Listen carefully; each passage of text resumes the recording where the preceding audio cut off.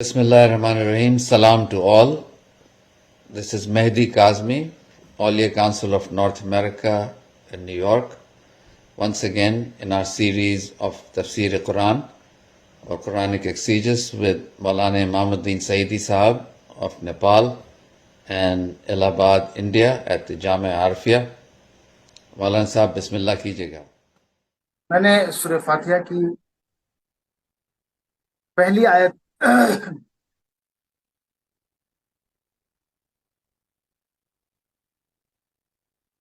को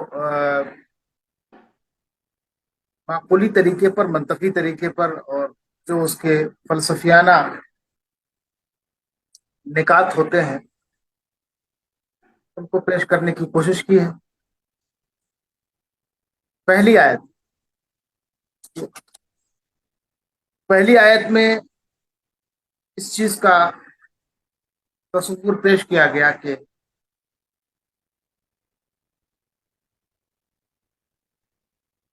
ये सारी खूबियों का मालिक सिर्फ ज़ाते बारी ताला है। सारे कमालात, सारे महासिन उसी के लिए।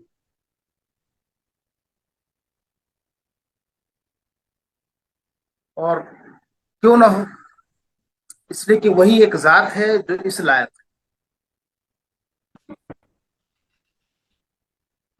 जो तमाम खूबियों की जामे हो, जो तमाम महासिन और कमालात की जामे हो, बल्कि हर खूबी का कमाल उसके अंदर हो और हर कमाल की खूबी जिसके अंदर हो। तो इस लिहाज से देखा जाए सिर्फ बारी ताला की जात अल-मुस्तजमे बिजमी सिफातिल कमालिया, तमाम सिफात कमालिया की जात। कुछ वो सिफात जो रब तबारक व तआला के लिए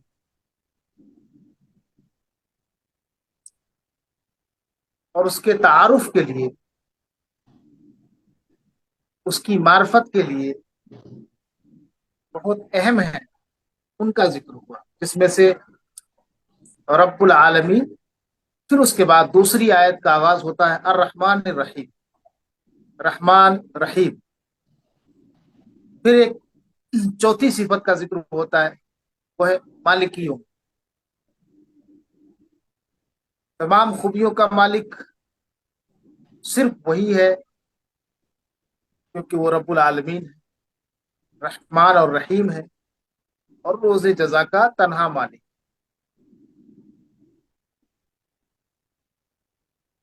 तो इस लिहाज से देखा जाए तो इसमें रब तबारक व तआला यानी तौहीद खालिस तौहीद खालिस का बयान है।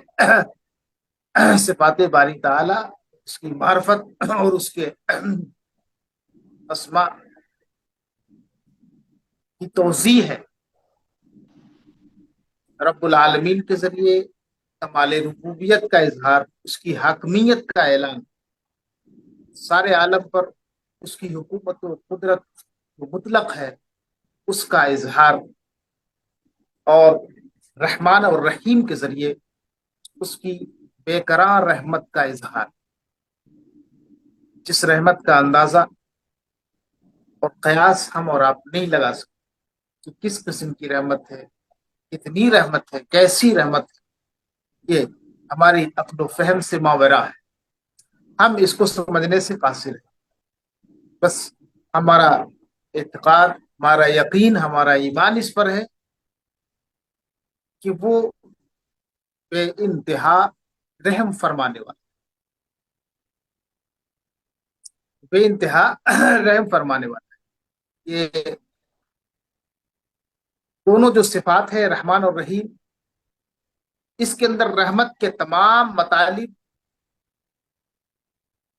शामिल है और ये रहमत तमाम अहवाल व ज़ुरूफ पर जारी है, हावी है। रुबूबियत के बाद यानी रब्बुल आलमीन के बाद अर्रहमान अर्रहीम का जिक्र भी एक बड़ा माना खेज है।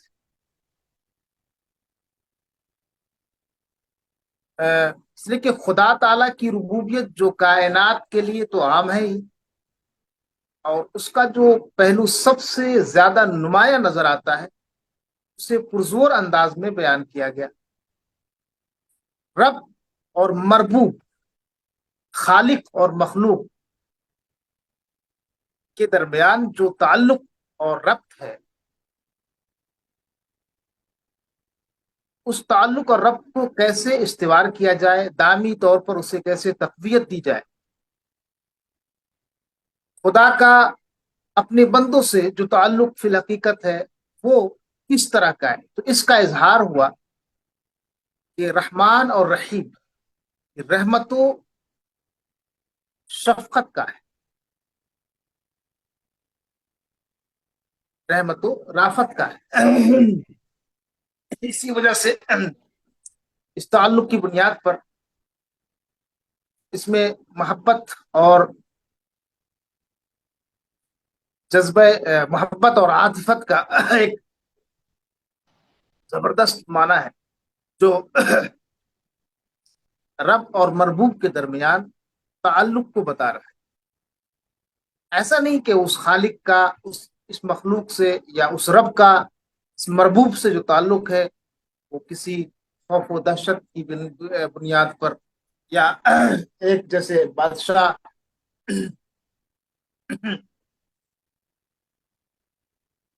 ظالم بادشاہ اور اس کے حکمراں کی بنیاد پر، بلکہ اس کا جو تعلق ہے وہ مکمل طور پہ رحمت اور شفقت پر مبنی تعلق۔ تو اس لحاظ سے اس صفت کا یہاں پر ذکر جو ہوا بڑا معنی خیز ہے۔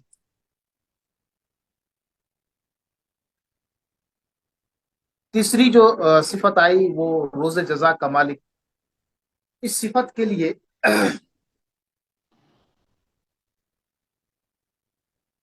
ہمارے عقیدے میں ایک خاص گوشہ ہے۔ یہ تو انڈرسٹوڈ ہے کہ آپ جب تک روز جزا کو مانیں گے نہیں تب تک کہ آپ اس کے مالک کو مان ہی نہیں سکتے۔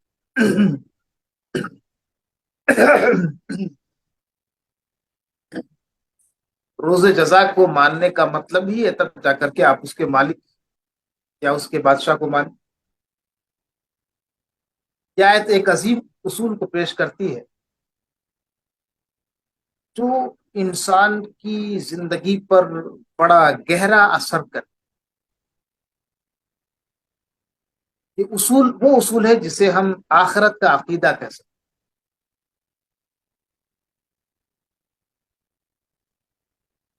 یوم جزا کا تصور، یعنی یوم آخرت کا تصور، ایک دن ایسا آئے گا جس دن ہم اور آپ اپنے اپنے کیے ہوئے ہر عمل کا حساب و کتاب دیں، اور ہر عمل پر جزا یا سزا یقینی ہے۔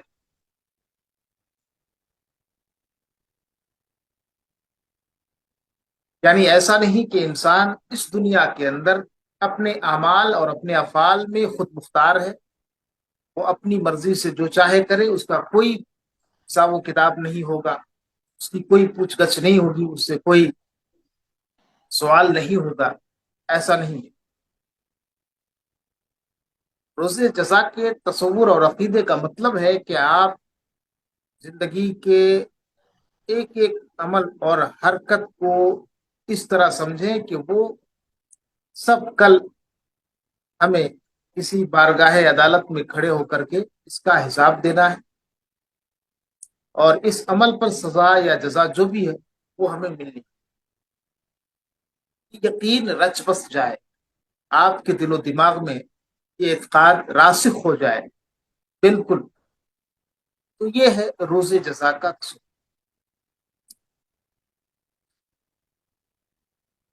روز جزا کا تصور نہ صرف ہمارے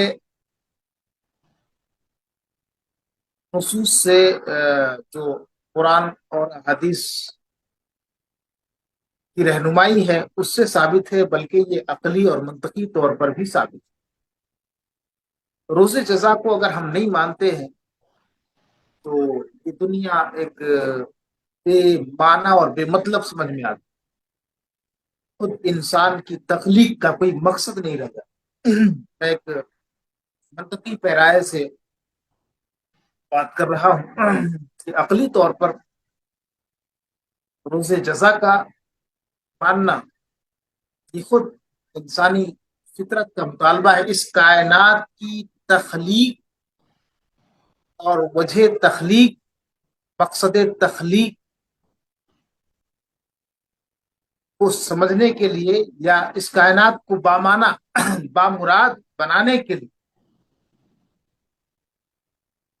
روز جزا کا تصور لازم اور ضروری۔ اگر ہم اپنے تصورات سے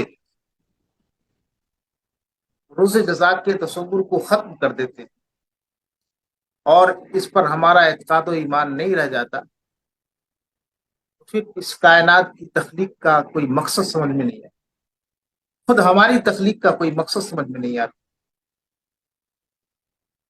جو بھی انسان اس دنیا میں کرے، کسی پر ظلم کرے، اچھا کرے، برا کرے، کچھ بھی کر لے، اس کی کوئی پوچھ تاچھ نہیں ہونی ہے، اس کی کوئی پکڑ نہیں ہونی ہے۔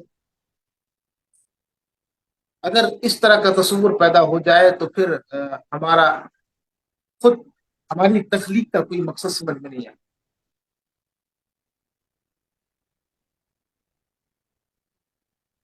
بے معنی اور بے مطلب یہ کائنات اور ہم جو بھی اس کائنات کی چیزیں ہیں سب بے معنی اور بے مقصد سمجھ میں آتا۔ اسے بامعنی اور بامقصد بنانے کے لیے روز جزا یعنی یوم آخرت کا تصور بہت ضروری بلکہ ضروری ہی ہے، اور اس کے بغیر ہم اس کائنات کو مکمل نہیں کر سکتے، کیونکہ جب اس کی مقصد ہی سمجھ میں نہیں آئے گا تب تک کہ یہ ناتمام ہے، ناقص ہے۔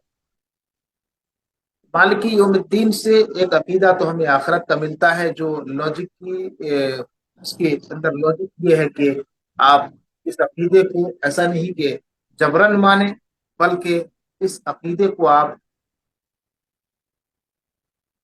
اپنی فطرت کی آواز سمجھے، اس کائنات کا تقاضا سمجھے، اس کی تخلیق کا مطالبہ سمجھے، تو اس کے پیچھے جو حقائق ہے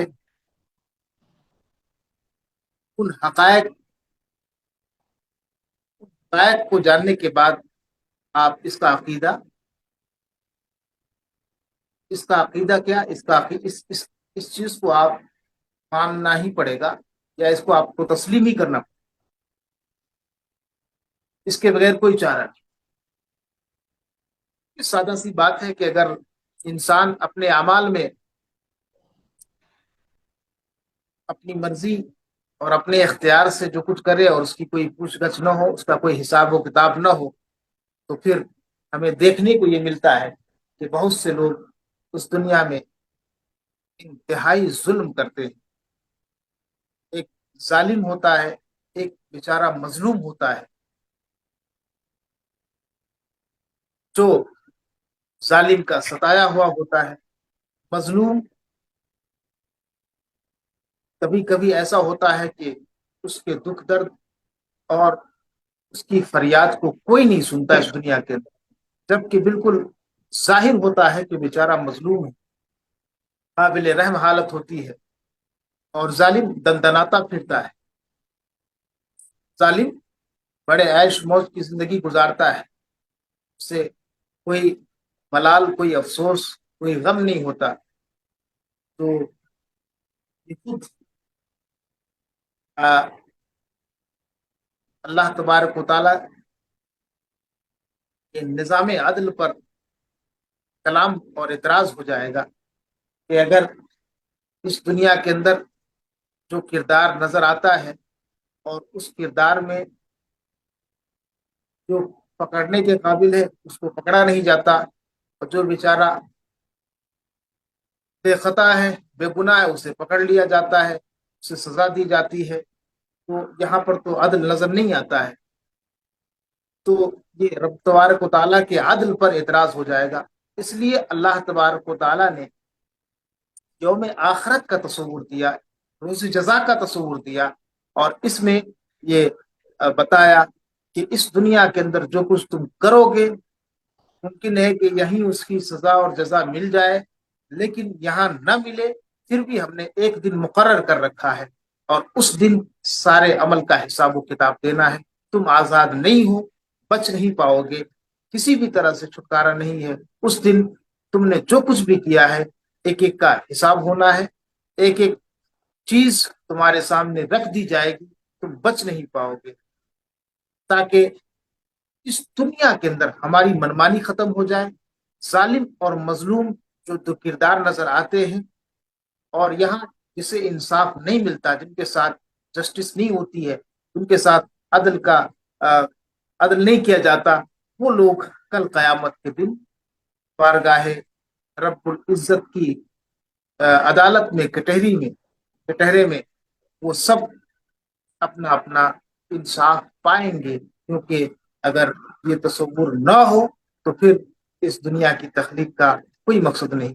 انسان کو اتنی آزادی دینا کہ وہ ظالم بن کر کے بھی دندناتا پھرے اور ایک مظلوم بیچارہ اس کی فریاد کوئی سننے والا نہ ہو، یہ سارے واقعات بتاتے ہیں کہ اس دنیا کے اندر ضروری نہیں کہ ہر عمل کا حساب اور اس کی سزا جزا مل جائے، بلکہ اس کا ایک دن مقرر ہے اور اس دن سب کا حساب و کتاب ہونا ہے، نہیں تو پھر اس دنیا کی تخلیق کا مقصد ہی نہیں رہ جاتا، ہماری تخلیق کا کوئی مقصد ہی نہیں رہ جاتا۔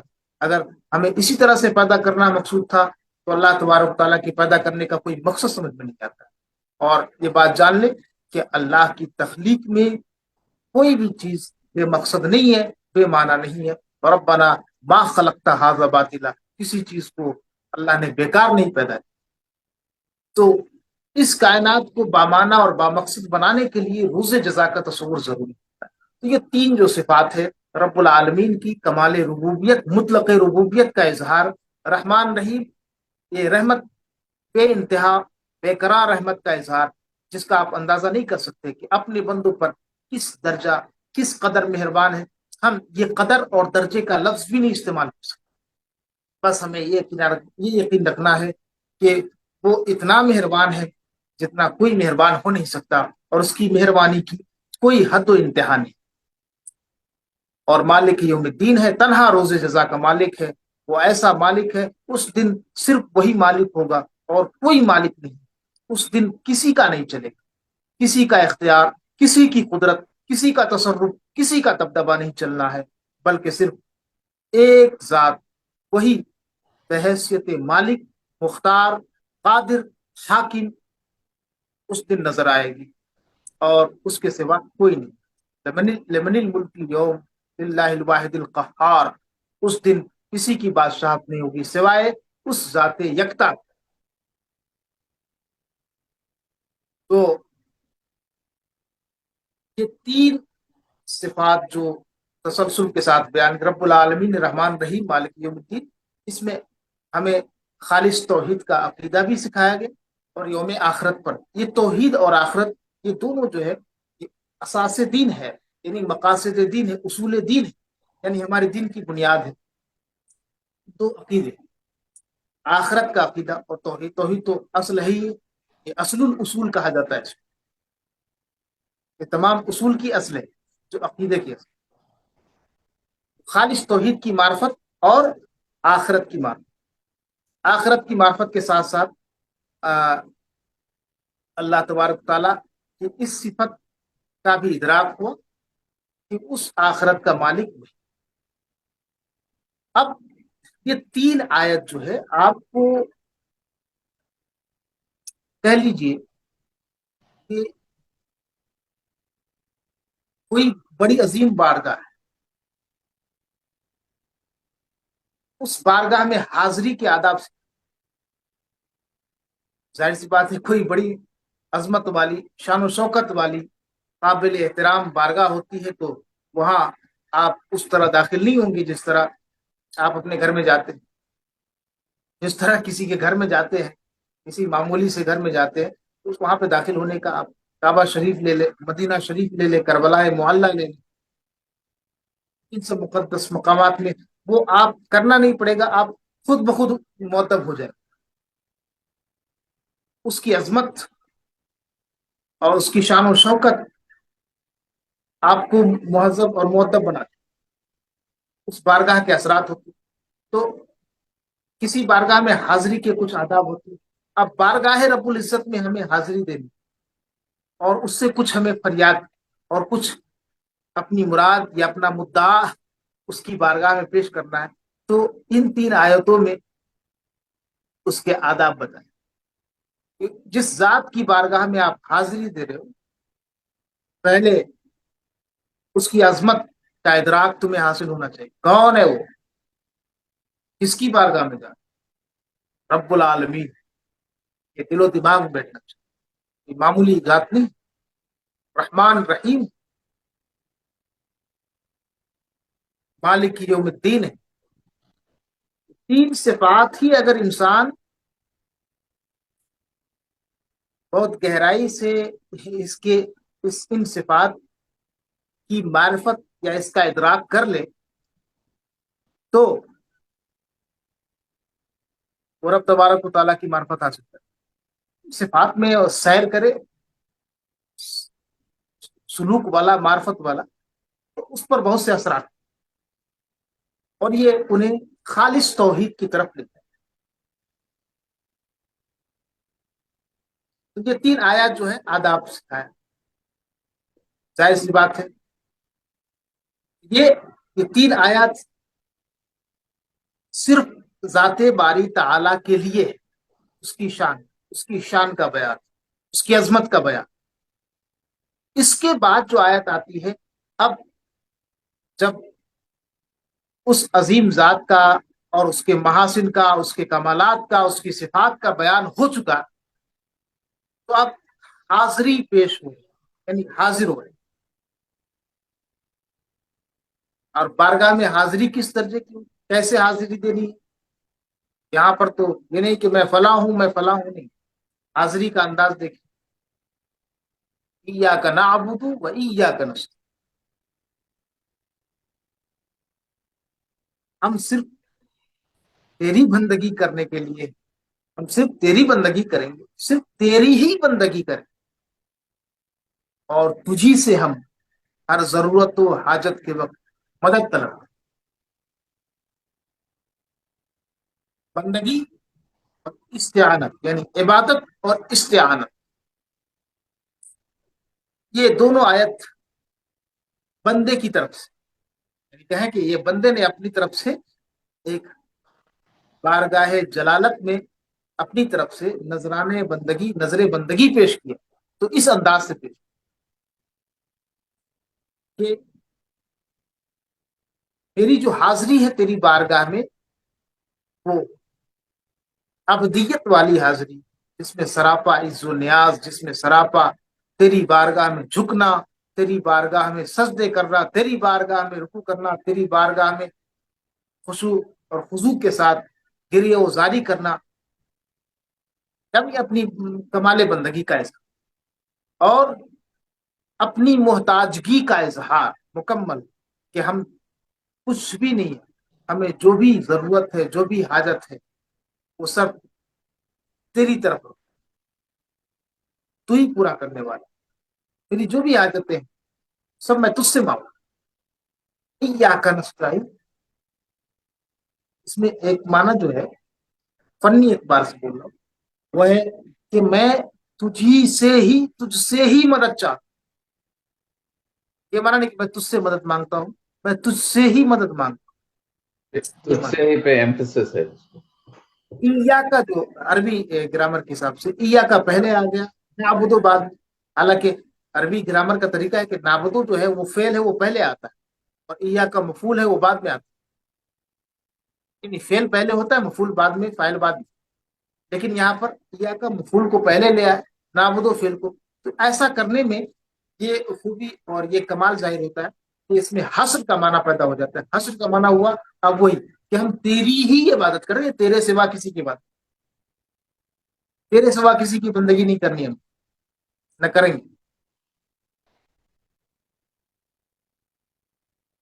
اسی طرح ایاک نستعین، عبادت تو خالص اسی کے لیے ہے.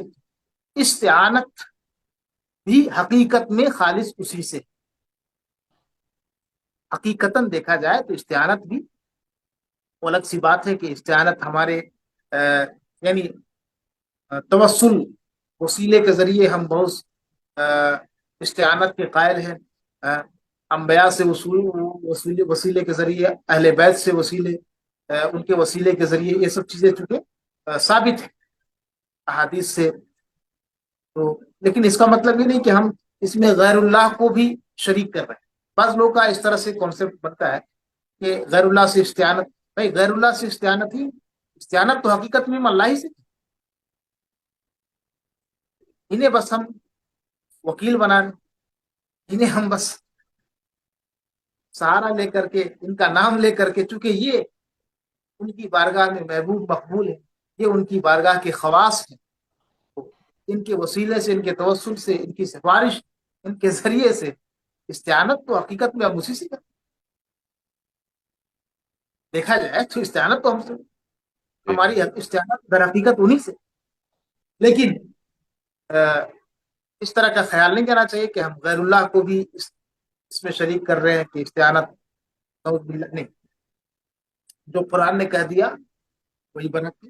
استعانت فی الحقیقت الہی کی ذات سے، اور اولیاء، انبیاء، صالحین سے جو استغاثہ استعانت ہوتی ہے وہ بطور مجاز ہے، اور وسیلے ان کے وسائل سے، کے ذریعے سے ہم اللہ کی بارگاہ میں اپنی فریاد رکھتے ہیں. چونکہ یہ قبولیت کے لیے زیادہ موضوع ہوتا ہے اور زیادہ قریب ہوتا ہے جب ان کو وسائل بنا لیے جائے، جب ان کے توسل سے کچھ مانگا جائے تو زیادہ قریب ہے کہ قبول ہو جائے. قبولیت کے امکانات زیادہ. اس میں خود قرآن بھی شہادت دیتی ہے، قرآن بھی گواہی دیتی ہے اس طرح کے واقعات. خیر یہ مزید دوسری گفتگو. اب اس کے بعد جب بندے نے حاضری دے دی اپنی بندگی کے ذریعے اور اپنی محتاجگی ظاہر کر کے کہ ہم تیری عبادت کرتے ہیں، تجھی سے مدد مانگتے ہیں، اب پھر اس نے اپنی مراد رکھی، اپنا مدعا رکھا. پہلی کی 3 آیت وہ صرف ذات باری تعالیٰ کے، بیچ کی 1 آیت بندے کی طرف بندگی کا اظہار. یہ کہیں کہ رب تبارک و تعالیٰ اور بندے کا استغاثہ اور اس کی دعا کو جوڑنے کے لیے یہ بیچ کی کڑی، یا کرنا خدا کی، انسان کی خدا سے ریلیشن شپ، جی کڑی ہے. اب وہ مدعا کیا ہے جسے بندے نے مانگا؟ تو اللہ تبارک تعالیٰ نے خود سکھایا، اہدنا الصراط المستقیم، ہمیں صراط مستقیم کی ہدایت عطا. رحمان ہے، رحیم ہے، رب العالمین ہے، مالک کی جزا، روز جزا کا مالک ہے. اتنی شان اس کی بیان ہوئی، اتنے صفات اس کے بیان ہوئے، پھر بندگی کا اظہار کیا، پھر اپنی محتاجگی کا اظہار کیا، اس کے بعد مانگا. اب کیا مانگا؟ صراط مستقیم ہدایت. مولا مجھے صراط مستقیم عطا کر. یہ دعا یعنی اہدنا الصراط المستقیم، یہ دعا انسان کے لیے سب سے اہم، سب سے ضروری ہے، اور یہ ایسی دعا ہے جو ہر وقت جس کا مانگنا ضروری. یعنی آپ کسی بھی وقت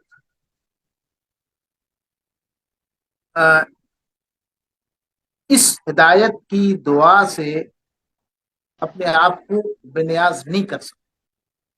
یہ ایسی دعا ہے جس کی ضرورت ہر وقت، آپ کہہ لیں ہر سانس. اگر انسان کو ہدایت ہی نہیں ملی، ایک لمحے کے لیے اگر اس سے ہدایت اٹھا لیے جائے، بے ہدایت ہو جائے،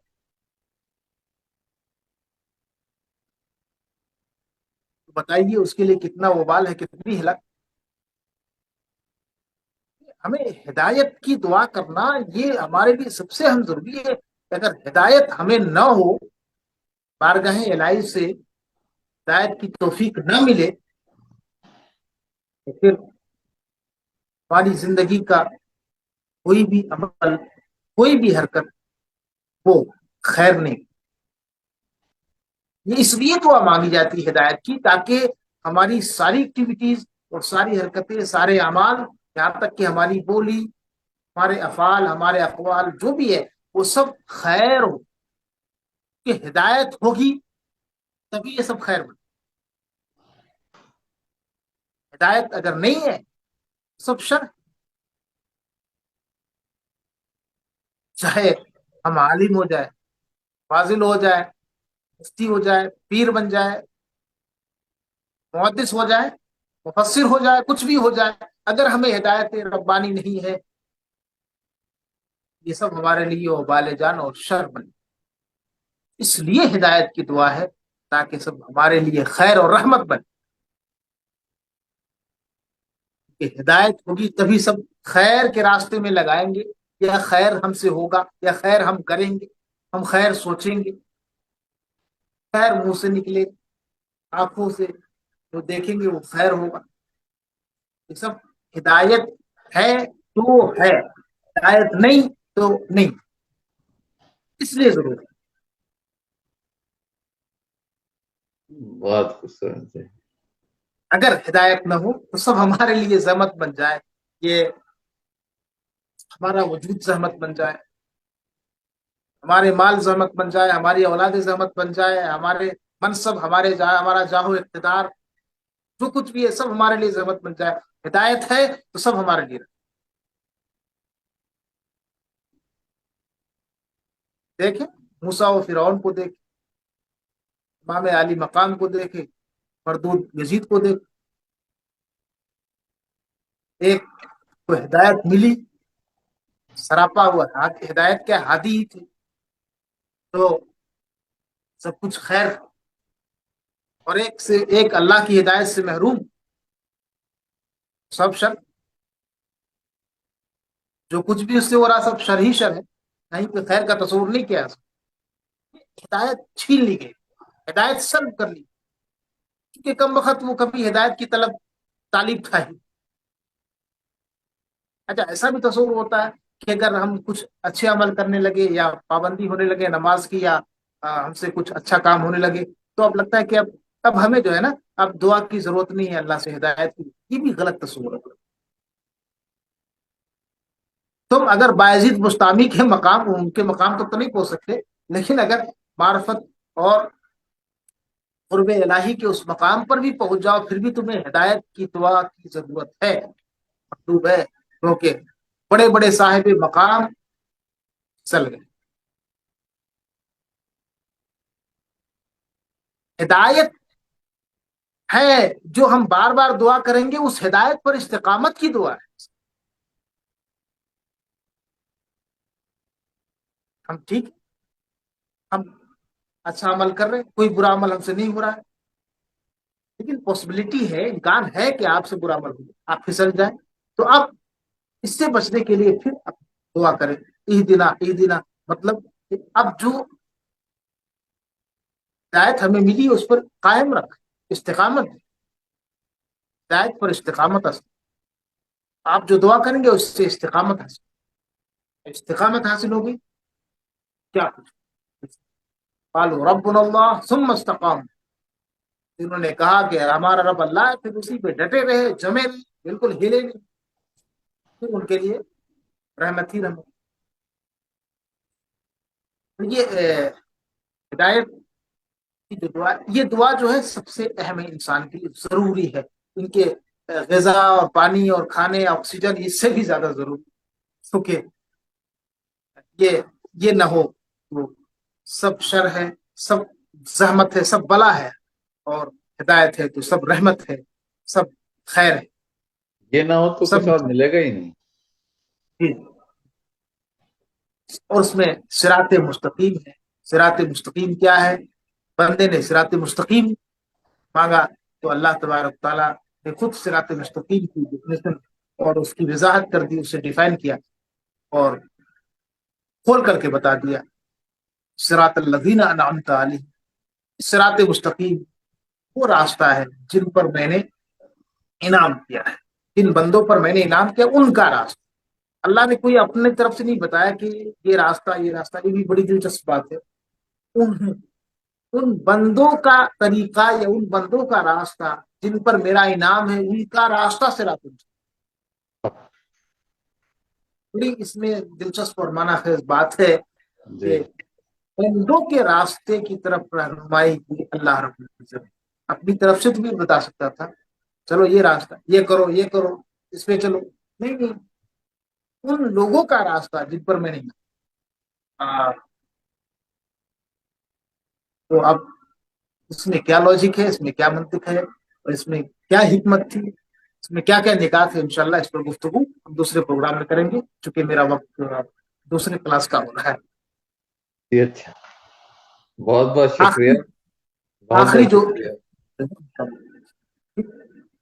بہت ہی پرکیف آپ نے بیان دیا. شکریہ بہت بہت.